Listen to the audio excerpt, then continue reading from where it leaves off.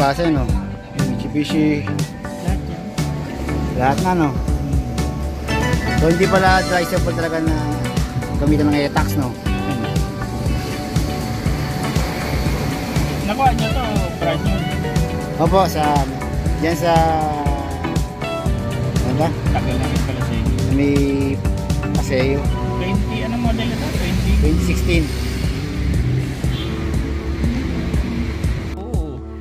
Siyempre, Ayan, sa tagal ko ba naman lumipat kami kasi marami signal jammer po dun sa ano, may area na isa namin pinagkaan dito kami sa bahay.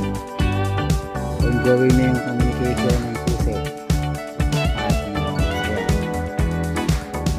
pagka nagpa-duplicate kayo, yan, dito lang kay Dons. Bigay ko po yung link nya. After po na maprograman yung mga susi natin, yung smart key, yung mismo namang pang passenger na key, yun naman yung gagawin ni Kuya. Yan. Ito yung blanco, ito yung kagayahin. Yung mga ngipin na siya. Ito wala. Yun. Game. Locksmith ka lang. Hanggang susi lang.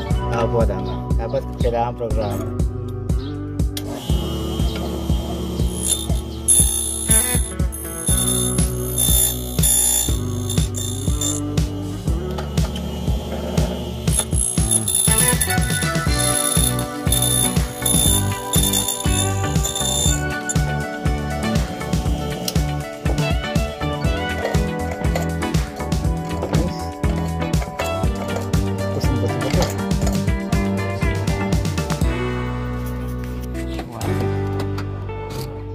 Kusama kuya, kusama.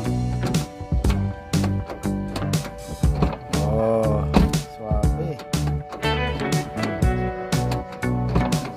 Ayos. So ito na po yung bagong reprogram na susi, bagong duplicate.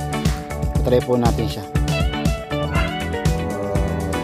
2 button lang naman po siya, lock tsaka unlock. Try po natin i-unlock. Lock, unlock. Ito naman yung lock. Yun, nagana po yung bagong duplicate na susi.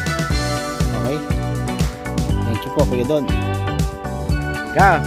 Hindi ko kukunan yung bubunan natin. Sa mga gustong magpa-duplicate dyan, satisfied customer to. 1 year warranty. Punta lang kayo kay Don's Locksmith. Opo. Don's Locksmith Services, home service, walang extra charge. Yan. Mura lang. Ako na po magsasabi sa inyo kasi talagang magaling po siya. Ngayon po hindi namin pagana kasi parang meron dong jammer sa bandang bayan. Lumipat po kami dito sa may bahay. Gumana na yung, nababasa na yung, nagko-communicate na po yung kanyang equipment dito sa kotse. Yun po. Thank you. So, yun po, na-duplicate na yung ating susi. So, ito po yung luma. Ito yung bago. Pares naman pong nagana. Tapos ito yung spare ko. Ito yung spare. Spare ko na galing sa kaso. Ito po yung bago. Yung program po ito. So nung pin-program po yung kotse, yung program, hindi na po ito sa bahay kasi mataas po yung signal jammer sa bandang bayan. So kayo po yung magpapagawa kay Kuya Don. Maganda po siyang kausap. Wait.